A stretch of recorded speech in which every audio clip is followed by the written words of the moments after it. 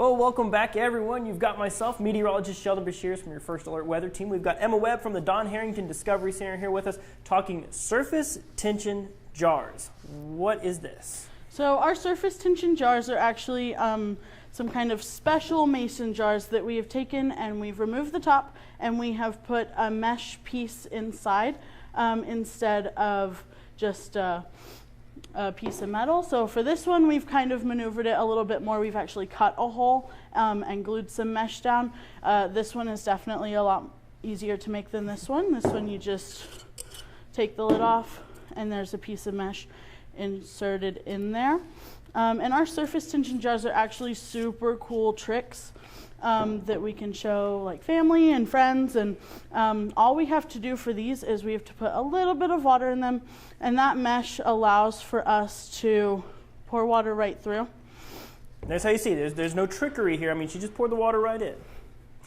It's going to look like magic here in a second, but it's science. And then we're going to take just a laminated card. You can use a playing card. You can use any sort of laminated piece of paper. It's better if it's a little bit thicker, but any piece of waterproof paper pretty much. And then we're just going to take it. We're going to cover the top of our jar, and we're going to flip it. And then once we flip it, we feel like if we let go of the bottom, all of our water is going to spill out, but what we can actually do is let go. We can let our card fall, and all of our water is still in that jar. So if we tilt it a little bit, we're going to break that seal, but if we keep it upright just like this, it's going to keep that water held in there.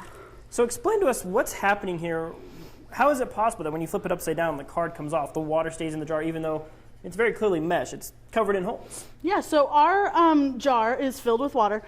We flip it upside down. That mesh is going to actually let the water hang on to all of those tiny little holes that the mesh has, and it's going to create a seal over top of it. So that's going to be surface tension. We're going to have all of that water holding on to the mesh and holding on to each other. I like to say it's like little monkey bars for the water to hold on to.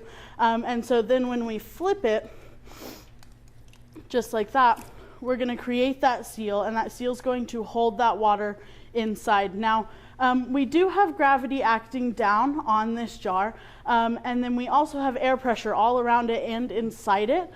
So the reason that that water is able to stay in there and gravity is not pulling it right through the mesh is going to be that difference in air pressure with those jars. Yeah, that's right. So what we know about air pressures is when you have greater force of pressure on the outside, there's lower pressure inside the jar. So of course, that pressure wants to almost push up into the jar, and of course, gravity acting against it kind of equals out a little bit.